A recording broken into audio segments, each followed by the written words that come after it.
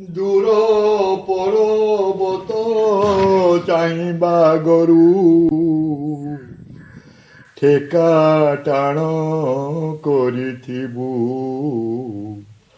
ଘର ଧନ ଆଗ ଘର ପାଇଁ ରଖି ପଛେ ପର ହାତେ ଦେବୁରେ ମୋର ହଳିଆ ଭାଇ ତେବେ ଦୁଃଖରେ ତେବେ ଦୁଃଖ ତେବେ ଦୁଃଖରେ ତେବେ ଦୁଃଖ ଦୁଃଖ ଦାରିଦ୍ର୍ୟ ରହିବ ନାହିଁ ରେ ମୋର ହଳିଆ ଭାଇ। ଏବେ ତ ସବୁ ବଜାରର ଜିନିଷ ଆଣିକି ଦେଇ ଦେଉଛନ୍ତି ଜୋଇ ଚର୍ଚ୍ଚା 5 ମିନିଟ୍ ଲାଗୁନି, କିନ୍ତୁ ସେତେବେଳେ ଶାଶୁମାନଙ୍କର ଗୋଡ଼ ତଳେ ଲାଗିବନି। ଆଉ ଜୋଇଁ ଆସିଛନ୍ତି ତାକୁ ଭଲ ରୋଷେଇବାସ କରିକି ଖାଇବାକୁ ଦିଆହେବ। ଆଉ ବୋହୂ ବି ସେଥିରେ ଲାଗିଥିବ। ତାପରେ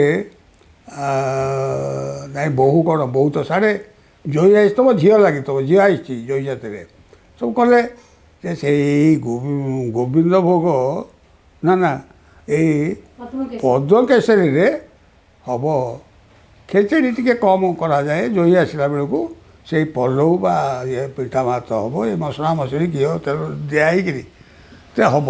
ସେ ଯେତେବେଳେ ଥୁଆ ହେଇଯିବ ଆସିକିରି ଥାଳିରେ, ସେ ବାସ ଚହଟେଇବ ଯେ କାହିଁରେ କ'ଣ। ଆଜିକାଲି ଯେଉଁ ପଲଉ ହେଉଛି ସେଭଳି କଥା। ସେ ପଲଉ ସେ ଗାଁରେ ଲୋକଙ୍କର ପଇସା କମ୍ ବୋଲିକିରି ସମସ୍ତଙ୍କର ଧାରଣା, କିନ୍ତୁ ଚର୍ଚ୍ଚା କରିବାରେ ସେ ପଇସା ଯେମିତି ଖର୍ଚ୍ଚ କରନ୍ତି କେହି କରିପାରିବେନି।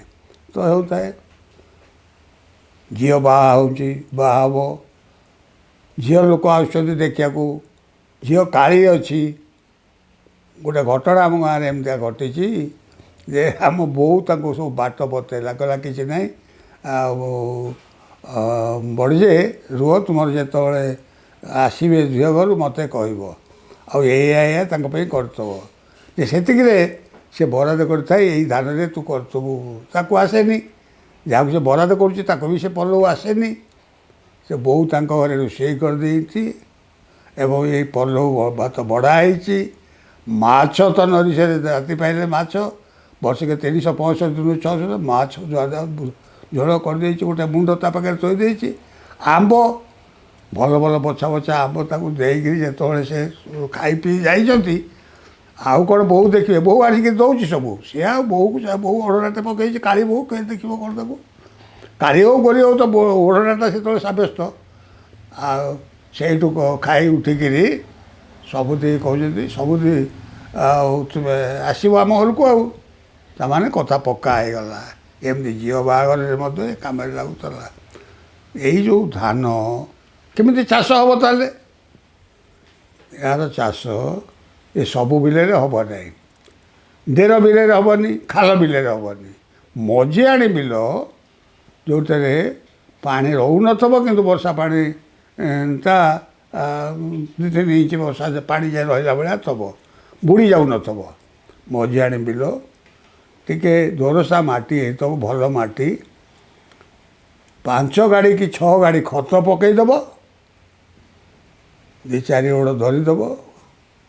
ଆଗ ପଡ଼ିଆଟା ଯେତେବେଳେ ଭଙ୍ଗା ହେଉଛି ଗୋଡ଼ିଗା ଲଙ୍ଗଳରେ ଧରିବ, ତାପରେ ଅଧା ପାଳିରେ ଓଡ଼ିବ, ତାପରେ ପଟା ଲଙ୍ଗଳରେ ଧରିବ।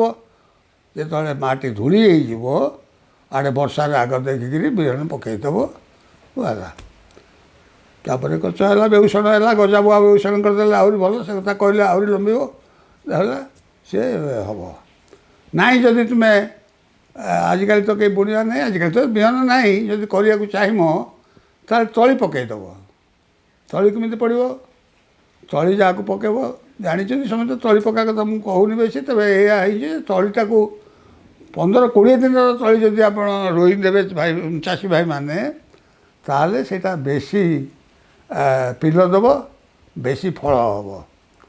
ସେ କଥା କେହି ଶୁଣୁନାହାନ୍ତି। ମାସେ 1.5 ମାସ 2 ମାସରେ ତଳି ରୂପ ରହୁଛନ୍ତି, ଆଡ଼େ କହୁଛନ୍ତି ହେଲା ନାହିଁ। କିନ୍ତୁ ଯେଉଁମାନେ ଜାଣିଗଲେଣି, ଯେ ଶୁଣୁଛନ୍ତି ନଟ ସାର୍ଙ୍କ କଥା, ସେମାନେ କରୁଛନ୍ତି, ଫଳ ପାଉଛନ୍ତି।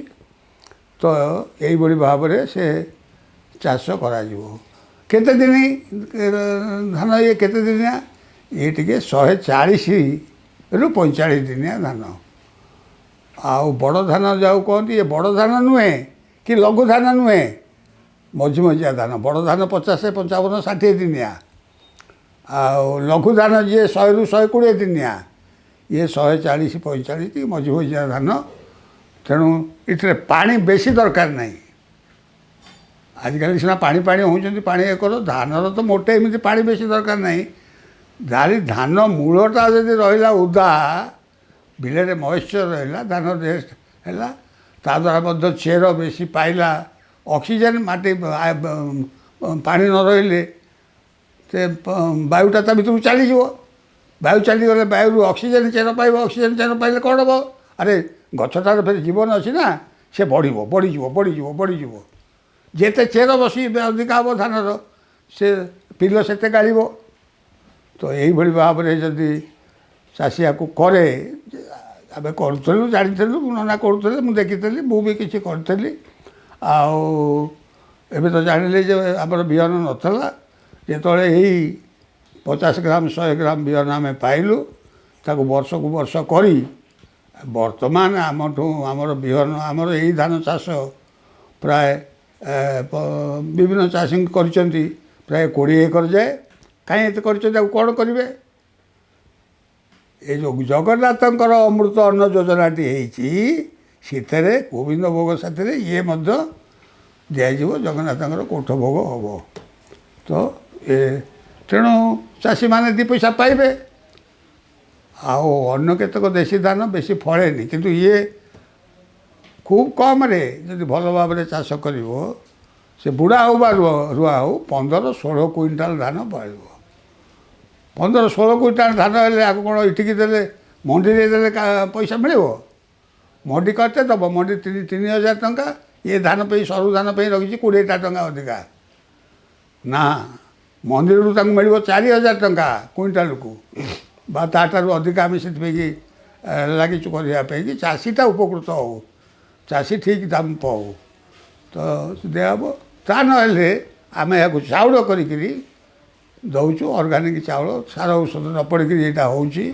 କୌଣସି ଦେଶୀ ଧାନରେ ସାର ଔଷଧ ଦରକାର ହିଁ ନାହିଁ, ଖାଲି ଖତରେ ସେ ଯଥେଷ୍ଟ ହେବ, ଯଥେଷ୍ଟ ପଡ଼ିବ। ଯଦି ଧନିଚା ଟିକେ ବୁଣିଦେଲେ ଆହୁରି ଭଲ। ତ ଚାଉଳ କରିକିରି ବିକୁଛୁ, ଯେଉଁ ଚାଉଳ ପ୍ରାୟ କିଲୋକୁ 100 ଟଙ୍କା ଲେଖାଏଁ ଆଭରେଜ୍ ବିକ୍ରି ହେଉଛି। ବହୁତ ଲୋକ ଜାଣିଗଲେଣି ଯେ ନେଉଛନ୍ତି। ଏବେ କାଲି ସକାଳେ ମୁଁ ଗୋଟେ ଭିଡ଼ିଓ ଦେଇଥିଲି ଖବରକାଗଜରେ, ସେଇ ଗୋବିନ୍ଦ କଥା କ'ଣ ନା, ସବୁ ଆସିଥିଲେ, ଡାଇରେକ୍ଟର ହେରିକା ଆସିଥିଲେ, ଦେଖିଥିଲେ, ସେ ଫଟୋ ସହିତ ଦେଇଥିଲି। ସେଥିରେ 5-7 ଜଣ ମୋତେ କହିଲେଣି, ଆମେ ସେଇଥିରେ କହୁଛନ୍ତି ଆମେ ଆପଣଙ୍କଠୁ ଚାଉଳ କିଣିମୁ, ଆଉ କେବେ ଯିବୁ, କ'ଣ ଯିବୁ? ବୋଲେ ଏମିତି କ'ଣ ଏଇଠି କରିଦେଲେ। ମୁଁ ଆଉ କିଛି କହିନି ତାଙ୍କୁ, ସେ ତାଙ୍କର ଦରକାର ଥିଲେ କହିବେ। ଆଉ ତେଣୁ ୟାକୁ ମଧ୍ୟ ଲୋକ ଆଦର କରୁଛନ୍ତି, ଜାଣିବା ଶୁଣିବା ଲୋକ। ଏବଂ ଆଉ ଗୋଟେ କଥା ଜାଣି ରଖନ୍ତୁ, ଏଇ ଯେଉଁ ଚାଉଳ, ଏଇଭଳି ଯେଉଁ ସରୁ ଚାଉଳ, ଏଥିରୁ କିଲେ ଚାଉଳକୁ 10 ଜଣ ଲୋକ ନିଶ୍ଚୟ ଖାଇବେ, ଖାଇଲା ଲୋକ, ନହେଲେ ତ ଏମିତି 15-20 ଖାଇବେ। ଆମର ତ ଏଇଠୁ 100 ଧାନ ଚାଉଳ ରୋଷେଇ ହୁଏ, ଆମେ 3 ଜଣ ଖାଉ। ତେଣୁ କାହିଁକି ନା, ଏଇଥିରେ ଭାତଟାକୁ ଯାହା କହନ୍ତି, ଭାତଟା ଭେଟେଇବ, ତାକୁ କହନ୍ତି ଭେଟେଇବ। ଆଉ ମୁଁ ତ କହେ ଗୋଟେ ଚାଉଳରେ 2ଟା ଭାତ।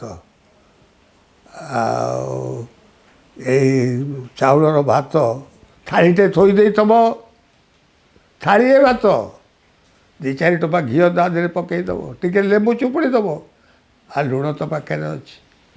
ତରକାରୀ ଆସିଲା ବେଳକୁ ଭାତରୁ ଅଧେ ସରିଯାଇଥିବ, ଖାଲି ଖାଇ ତ ଯିବ। ଏ ଭାତର ଏମିତି ଟେଷ୍ଟ। ଆଉ ସରୁ ସରୁ ଚାଉଳ, ସରୁ ସରୁ ଭାତ ଖାଇଲ, ଆଉ କଲେ ଖାଇବ, ଏ କିଣିକିରି କେତେ ଖାଇବ? ତେଣୁ ଆମେ ଚାଷୀ ଭାଇମାନଙ୍କୁ କହୁଛୁ, ତୁମେ ଏଇଭଳି ଖାଲି ଗୋବିନ୍ଦ ଭୋଗ ନୁହେଁ, ଏଇଭଳି ଆଉ ପଦକେଶରୀ, ସୀତାଭୋଗ, ଆଉ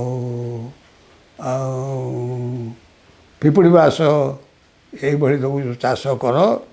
ଆଗ ତୁମେ ଖାଅ, ବିଷମୁକ୍ତ ଚାଉଳ ତୁମେ ଆଗ ଖାଅ, ତୁମର ସ୍ୱାସ୍ଥ୍ୟ ଭଲ ରହିବ। ଭଲ ଚାଉଳ ଖାଇଲେ, ବିଷମୁକ୍ତ ଖାଦ୍ୟ ଖାଇଲେ ତୁମେ ଭଲ ରହିବ, ତୁମ ପିଲାପିଲି ଭଲ ରହିବେ। ତେଣୁ ଆଉ ଡାକ୍ତରଖାନାକୁ କ୍ୟାନ୍ସର ପାଇଁ ଦୌଡ଼ିବାକୁ ପଡ଼ିବନି। କୁଆ ତୁଣ୍ଡ ବୁହା ପାଣି ଆମେ କହୁଛୁ, ଯିଏ ଶୁଣିଲା ଭଲ, ଯିଏ ନ ଶୁଣିଲା ଭଲ, ଆମେ କ'ଣ କରିବା? ଆମ ପାଖରେ କ'ଣ ଅଛି? କେବଳ ଲୋକ ଗୁଡ଼ାକର ଆଜି ପର୍ଯ୍ୟନ୍ତ ମଧ୍ୟ ଗୋଟେ ରହିଛି ଚାଷୀ ଭାଇଙ୍କର, ଏଇଟାକୁ ମୁଁ ବାରମ୍ବାର କହୁଛି ଯେ ସରକାରୀ ଲୋକ ଯାହା କହନ୍ତି ତାହା ବେଦ। ଆମେ ଲକ୍ଷେ କହିଲେ ସେ କିଛି କାର୍ଯ୍ୟ ହେବ ନାହିଁ। ତ ଏଇଭଳି ଅବସ୍ଥାରେ ଏ ଧାନର ଭବିଷ୍ୟତ ଏଇଆ, କେତେ ଦିନ ବଞ୍ଚିବ, ଆମେ ୟାକୁ କେତେ ଦିନ ରଖିପାରିବୁ? ଏଇଟା ଦରକାର ଯେ ସମସ୍ତେ ୟାକୁ ଗ୍ରହଣ କଲେ, ଅଧିକରୁ ଅଧିକ ଲୋକ ନେଲେ ଇଏ ପୁଣି ଥରେ ଆସିପାରନ୍ତା। ଏବଂ ପୁଣି ଥରେ ନ ଆସିବା ପର୍ଯ୍ୟନ୍ତ ଏ ଧାନ ଆଉ ଭାରତୀୟ ଚାଷୀର ଭବିଷ୍ୟତ ନାହିଁ, ଆମର ଖାଦ୍ୟର ଭବିଷ୍ୟତ ନାହିଁ। ମେଷରେ ବୁଣିବୁ ମିଥୁନେ କରିବୁ, ରୁଆ ରୁଇ ବେଉଷଣ, କକଡ଼ା ମାସରେ ବୁଣା ବୁଣି ସାରି, ଧନୁରେ କାଟିବୁ ଧାନରେ ମନେ ଆନନ୍ଦ ହୋଇ। ହଳା ଗୋଛାରେ ହଳା ଗୋଛା, ହଳା ଗୋଛାରେ ହଳା ଗୋଛା, ଖଳା ବାଡ଼ିରେ ରଖିବୁ ନେଇରେ ମୋର ହଳିଆ ଭାଇ। ଖଳା ବାଡ଼ିରେ ରଖିବୁ ନେଇରେ ମୋର ହଳିଆ ଭାଇ।